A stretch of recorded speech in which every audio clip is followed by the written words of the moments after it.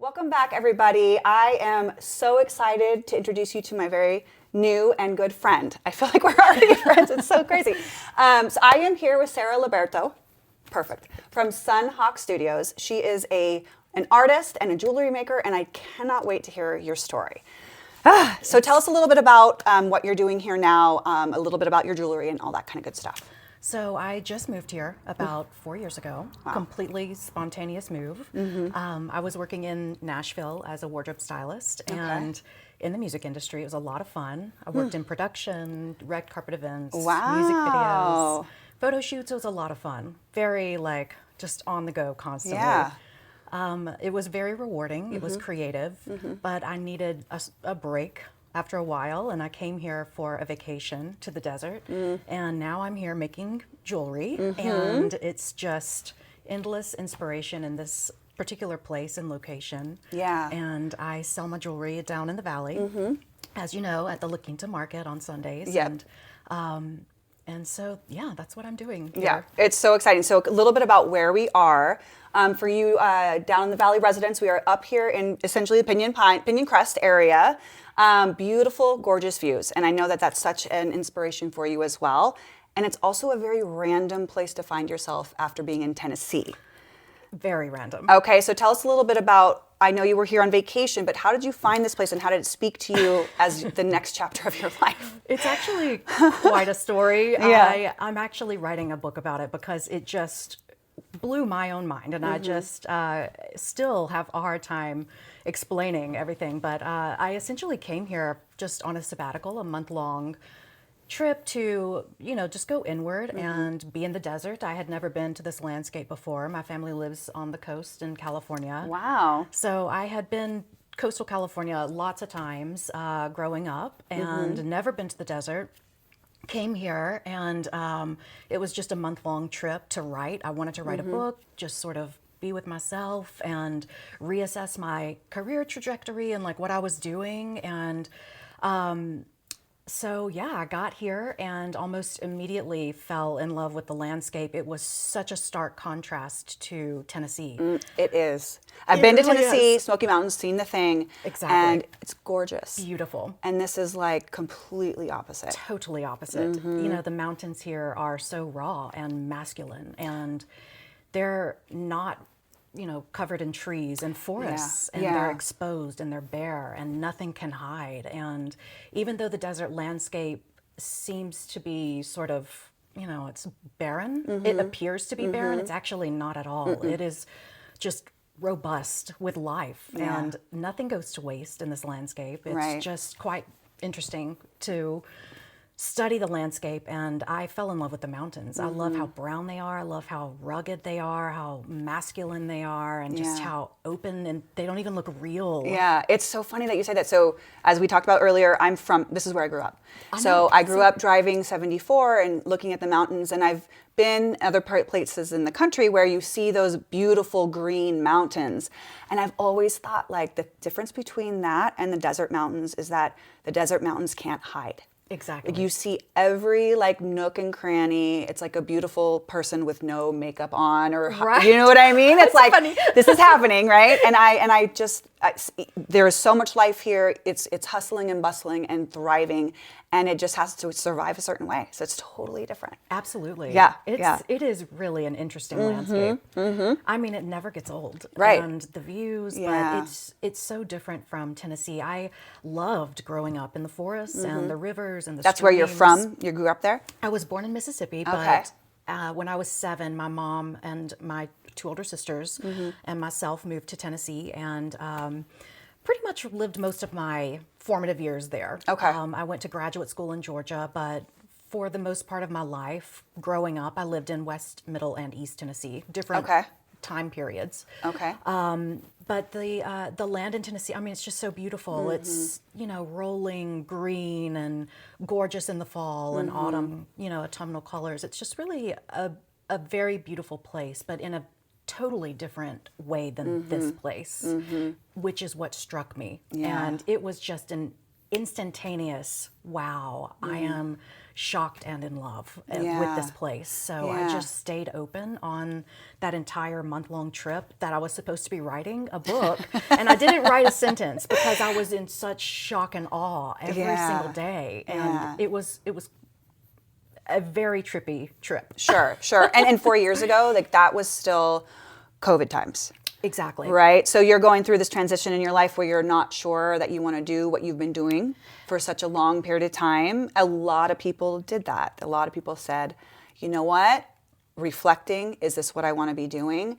And you landed here. Yeah. It was kind of a no-brainer after coming here and opening myself to this place and sort of just taking it all in and letting whatever happen.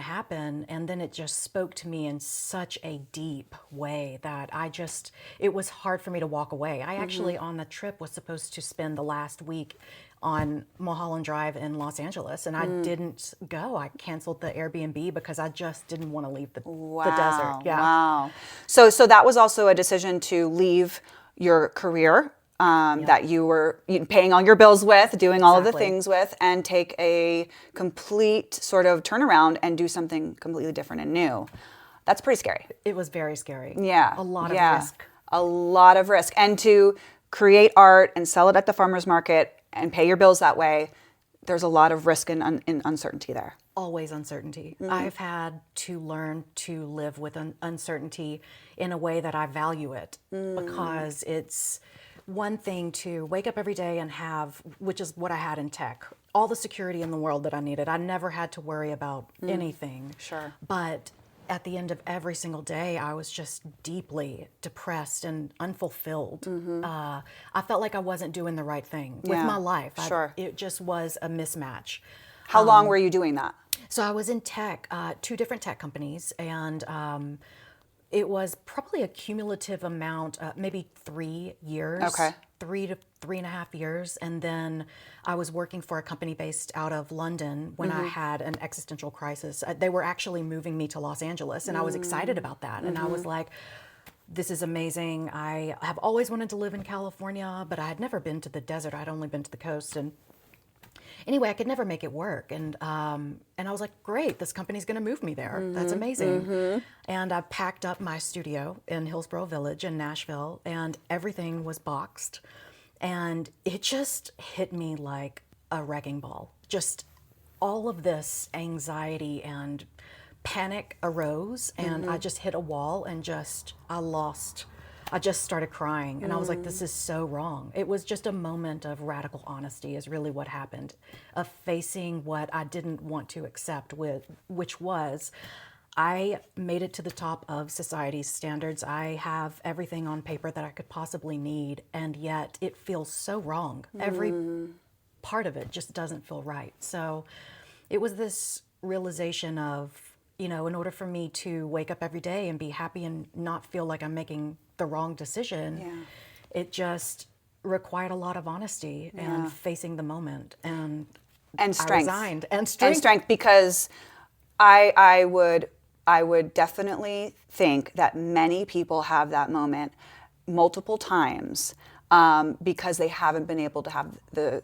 strength or the belief in themselves to say, I don't want to do this anymore. Like, I'm willing to take the risk, because that's a big thing. Right. That's like putting all the money on, you know what I mean, on black, and you're betting on yourself. Exactly. Yeah. But it's also a risk to wake up every day and live such an unfulfilled life, even though you have all the money that you need, all the security and health insurance, the best whatever, So that's also a risk, and it is, and it's a way far unhealthier risk than trying something new and betting on yourself to do something different. Exactly. Yeah. And honoring your own true north. Yeah. Like that part of you that just sort of, it has its own grain. Like it knows what way it needs to unfold. And it's really a matter of just getting out of the way and making sure you're attuned to that and aligned to that. Well, you said a few times, like, I just left myself open to what was going to happen, and I was listening. Like, you really listened to yourself.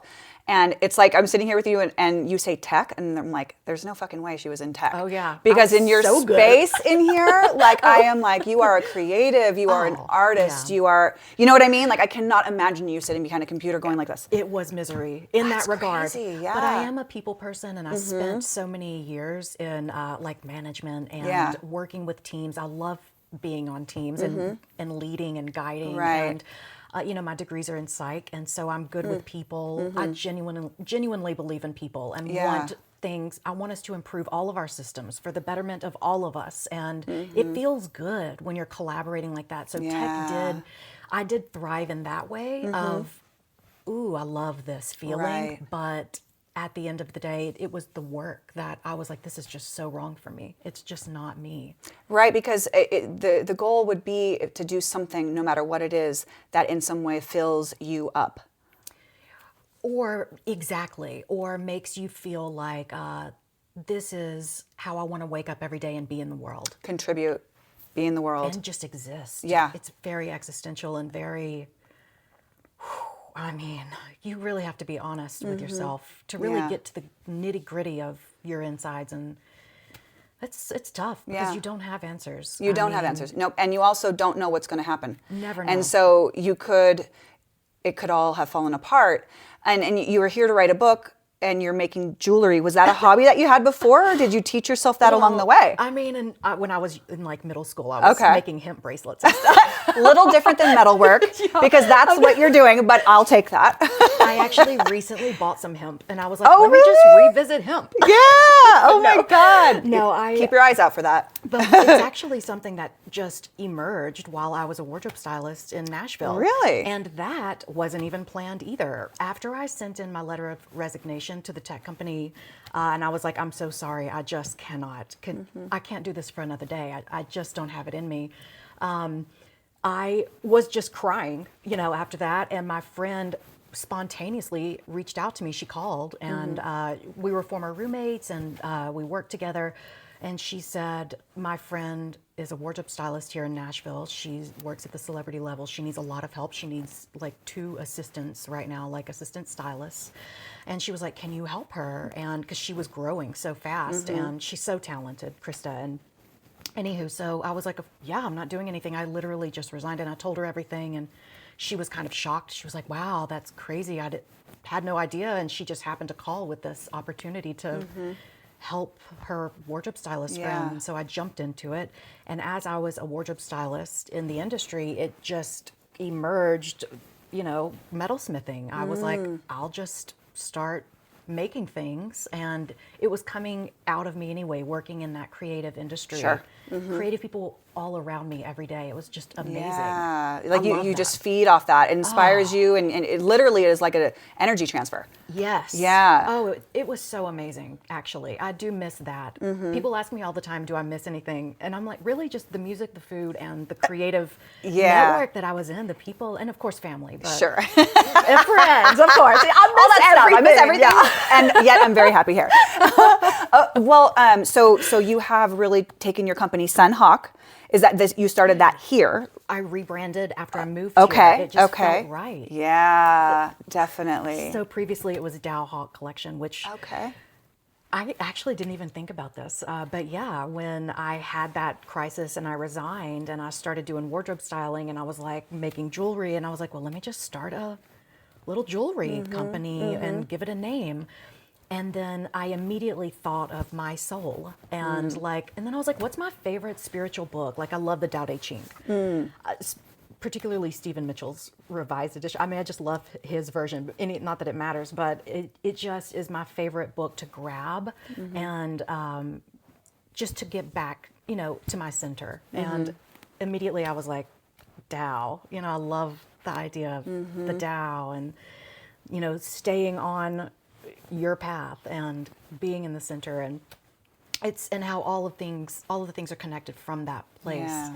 So it just came from that. And then when I moved here, I was like, it really needs to change. Sure. The name needs to change. Everything's changing. We have a lot of sun.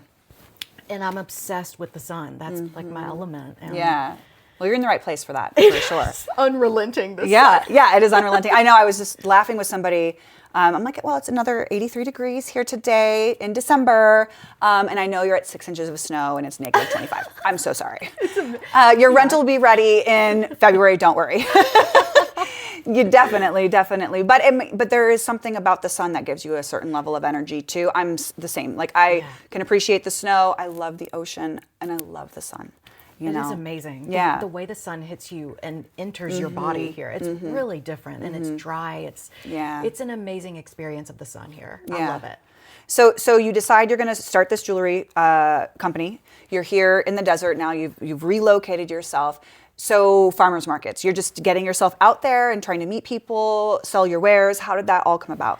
So I moved here and started to research, local markets, and I found the farmers market, Coachella Valley Farmers Market, and I started to work all of them. So I worked the Rancho Mirage location, the La Quinta location, the Indian Wells. I mean, it was like multiple markets a week, and then I, from there, realized what markets were going to be better for me, and it's so time consuming to make the jewelry that I make. Sure. And I mean, it's all hand forged. I don't do any mass production. I mean, all it's one of a kind elements. pieces. Yeah. I mean, it's just metal and hammers and fire. God, it's so wild. But it is time consuming, and I decided to just work the La Quinta market in Old Town every Sunday, and then utilize those other days to just create and work at my bench and really stock my inventory for that particular market. Right, because when you're talking one of a kind pieces and the amount of time it takes you to do one thing. Exactly. Yeah, because you got to have some options for everybody as they come by. Yeah. And it took off. I was surprised because I had to essentially go from stage wear to desert wear, Right. And that was a transition, and I've loved, and I love where it's continuing to go. Yeah. It's exciting, actually. So it's evolving in its own accord all too. the time. And you're doing gold. Just now, did I recently? Okay, so tell us, because I have no idea, no fucking clue, metal versus, you know what I mean, like what it takes to do that, and then how incorporating gold is such a thing. It is so exciting for me because I've only, worked exclusively with silver or brass or bronze. I've just never been on a gold budget, and recently I've figured out how to work with the casting house in New York that I just recently started doing lost wax casting, and I'm casting myself here at this point, but I've been using a casting house up until now. And so I figured out a way to work with them to create solid gold pieces for people upon request. So that's very exciting. That's a big deal. Yeah, it's a huge deal. It feels impossible when you're just doing it yourself and you don't have an investor. Like no one's investing. It's just me making it work. I'm doing absolutely everything. So it's exciting and it's relieving, and it makes me so ready for this next chapter. Like, what's going to happen? I'm so excited to see what's next. So if somebody asks you to curate a gold piece for them, is there like is it like, let's sit down and figure that out? Or are you like, here's this gold piece? How does that work? It's a collaboration. It's a collaborative process. So we essentially just communicate what the idea is, what the achievable goal will be with the piece, and then preferred stones, preferred metals, if there's a timeline, if there's a budget, etc. And then we establish those things first, and then I sketch ideas, and then I get feedback. Do you like this? Do you want to modify anything? It's very open, very fluid. I've never had a bad experience with custom work at all. Right. Custom work is a huge part of what I do, huge part of my business. I create a lot for the market, but I mean, I would say 50% of my workload is custom. So that's a huge achievement as an artist, because I think if people seek you out to create the piece that they want specifically to have you do that, it's a big deal. I appreciate that. That's a big deal. I never really think about it like that. Yeah, I mean, there's a lot of art and artists and wonderful artists in the desert that do all, whether it's photography or murals or. I mean, and in speaking with them, it's like if somebody comes to you and says, I want you to create this for me. It is so special. That's to hear that. really, really special. Yeah. It's really special. I have done wedding pieces, which literally made me cry. I mean, I just can't even believe that people trust me in that way with something so special, so significant and meaningful, and that's going to last a lifetime. Right. I've just been sort of humbled in that way, and I love doing custom work. No matter the occasion, it is so rewarding. And it's essentially bringing life to someone else's idea, and that's exciting for them, and that's exciting to see. Ah, that's so cool. It is. I love it. So yeah, you had mentioned, so you were going to write a book. Okay, you mentioned that you were going to do that. That was your whole goal, doing your month sabbatical. And in our communication, you mentioned that you had a dream a few years back. And tell us a little bit about that. And before you do, I think that people were all given an intuition, and the ability to know or feel. And I think that some of us choose to really open ourselves up to that.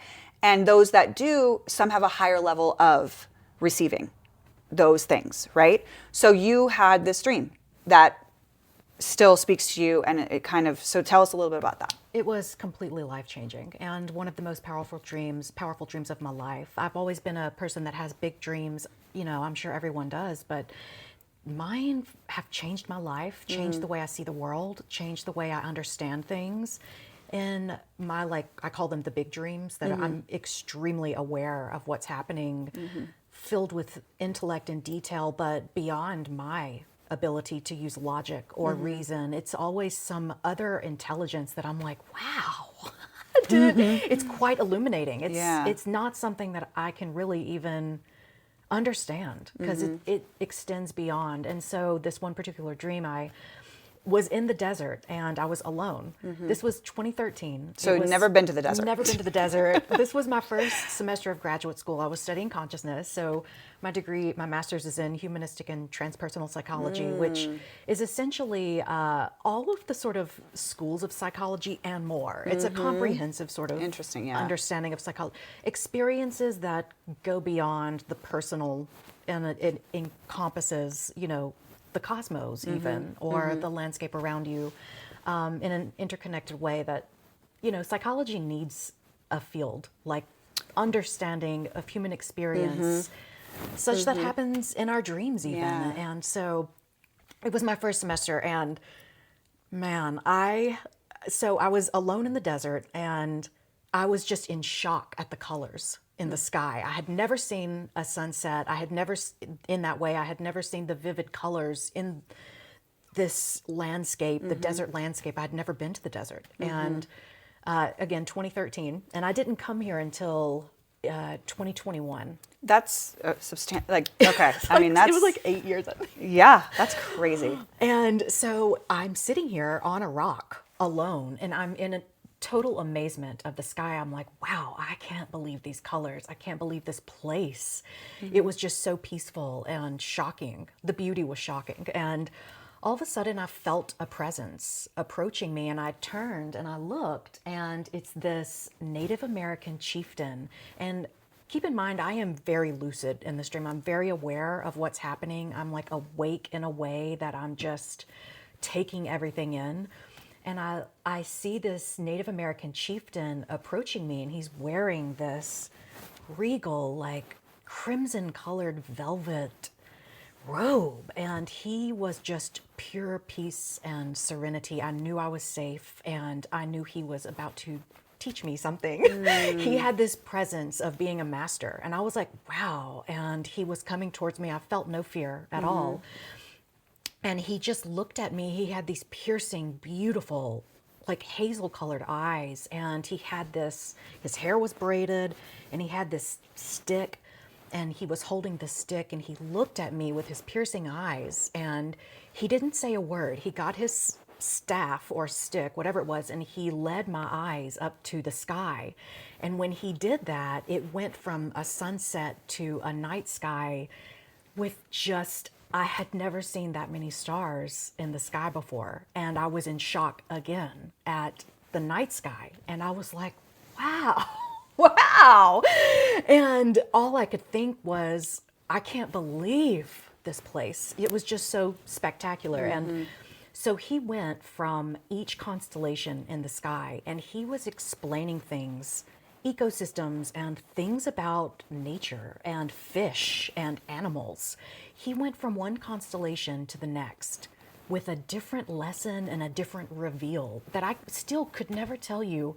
It's just so beyond comprehension. Yeah. But in the dream, each constellation, I was like, wow, that makes so much sense. The things he was telling me, I was like, wow, that makes all the sense. That totally makes sense to me now.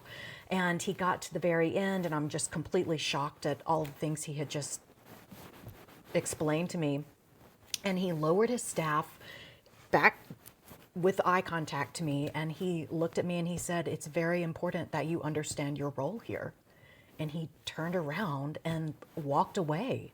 And that was the end of the dream. And it completely changed my life after that. I went to seminar, I was in grad school, so I went back to class the next day and told everybody about it. I was like, I'm sorry, I just have to tell absolutely everyone what I just dreamt last night.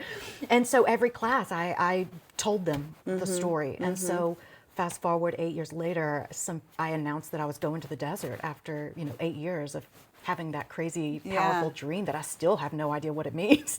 I don't know what my role here, And so I come here, and the trip was just insanely mysterious, and how it unfolded. Each day was so unpredictable, and I just stayed open. I was like, I have no idea what's happening. Just staying open and letting it all happen. Yeah. And it ended with me signing a lease to this place, and like 25 people applied for it. I got it. Somebody offered like a full year cash on the spot. I still got it. The poor broke girl, Oh my God. Well, not necessarily, but anyway. Right, sure. So I ended up, it was just completely meant to be. And the stars aligned literally and metaphorically. Yeah. And I mean, here I am. It's just crazy. So I'm trying to compile all of that, all of the layers, and along with the existential crisis that I had in real time with being unfulfilled with where I was and doing what I was doing. I just, none of it felt right. So, well, we were kind of talking about that too, and sort of one of the goals of these talks that we're having is that somebody is inspired by the risk and the strength that you had to make a change. It doesn't come without fear. Filled with fear. I'm sure there was many moments when you're like, what am I doing? Oh my gosh. Was there a person that you called, or was there something inside of you, something that you would tell yourself that you're like, this is still my path. I'm not going to let the fear get in the way. Well, always my mom.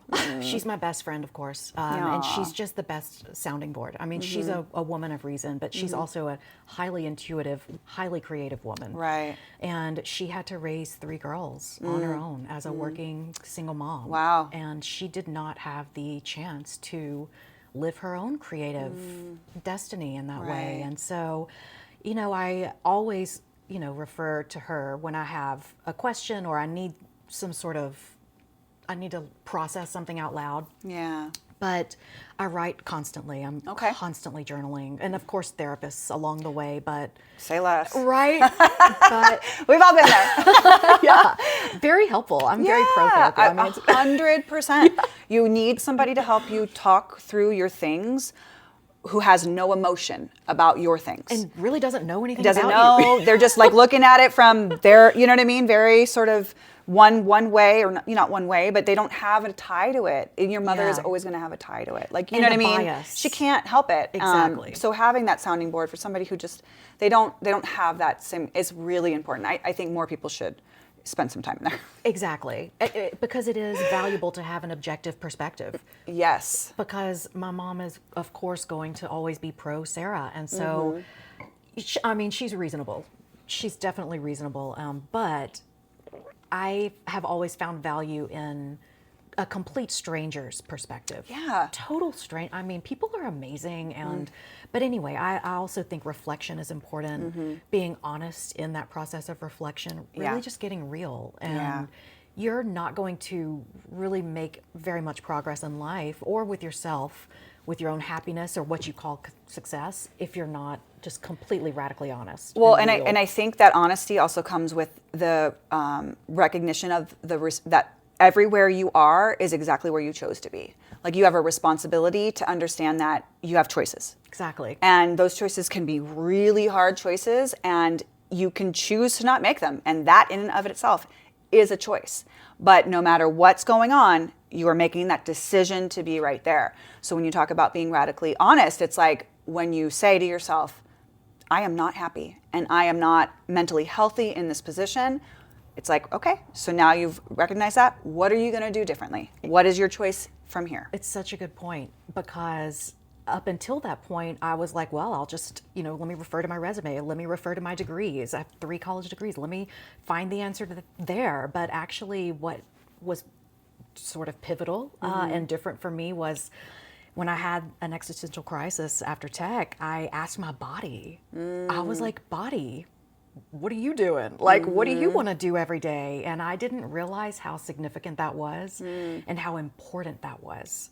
That actually, I didn't really realize until later, even till I'm here, how important it is to ask the body, especially as a woman, and in a way that you're not going to continue to neglect what your body is wanting and asking of you.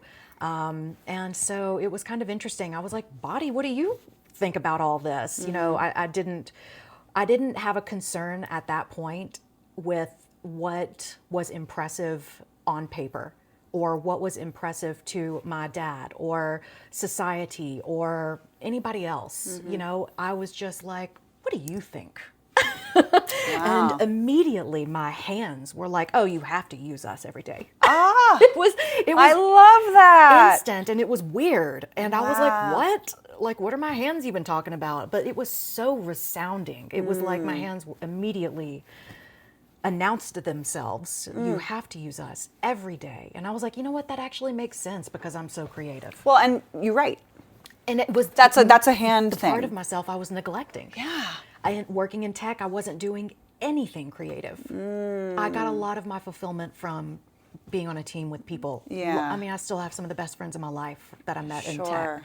But my creative spirit was just totally neglected and abandoned. Yeah, and that's such a big part of who you are.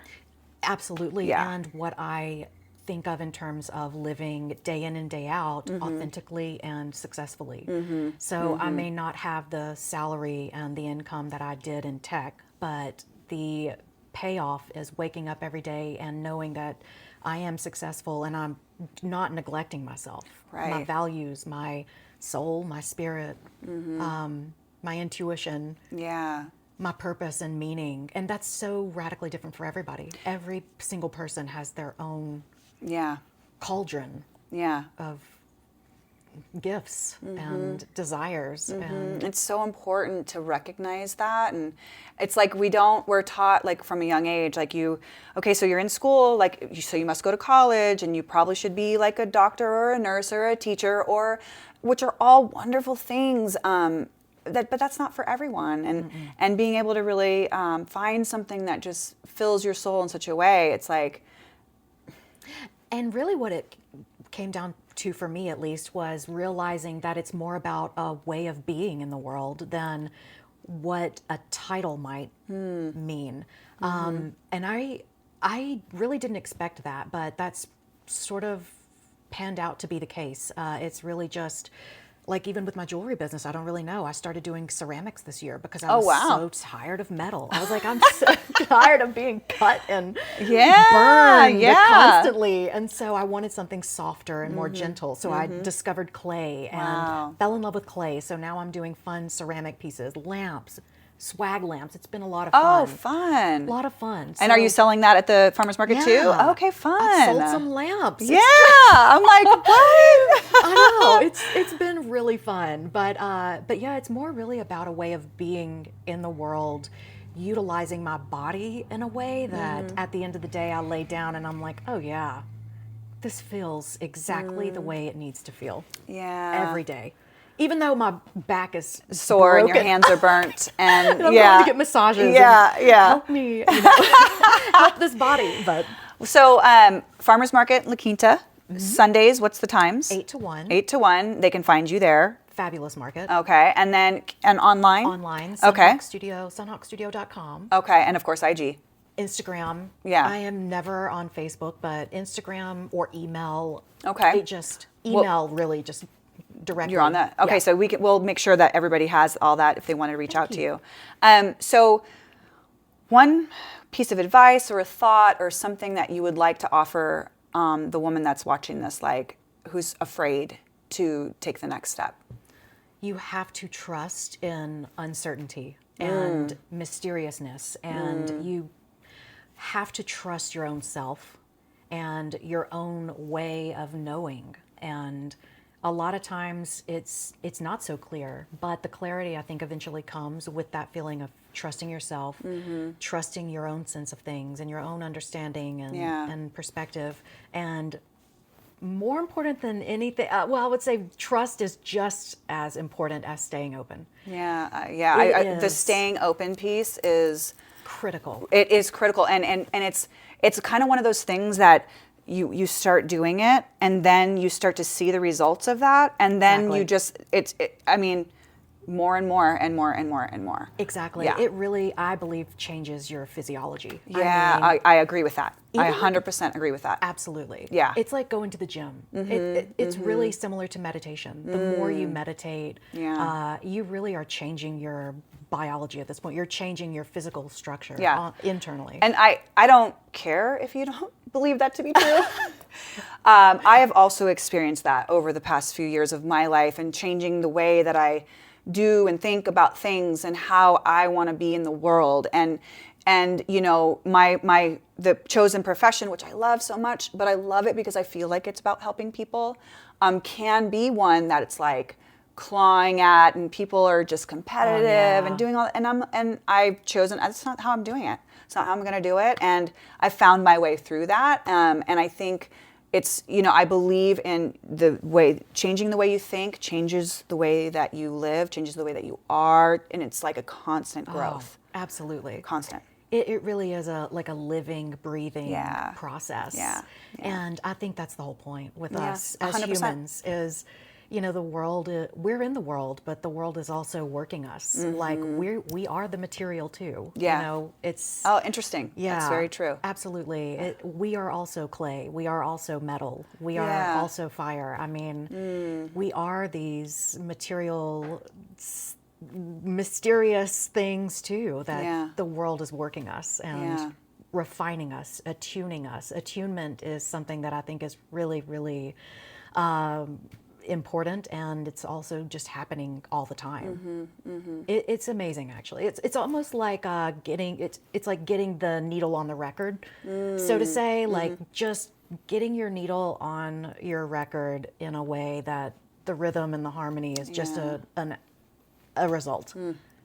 Just awesome. Happens. So awesome. It's been such a fun thing to talk absolutely. with you. Thank you so much. Yes. This was so fun. I had a great time. Yes. And I'm glad that you are from up here. I know, because I appreciate it too. It's so beautiful. Yeah. Well, until next time. Thank you.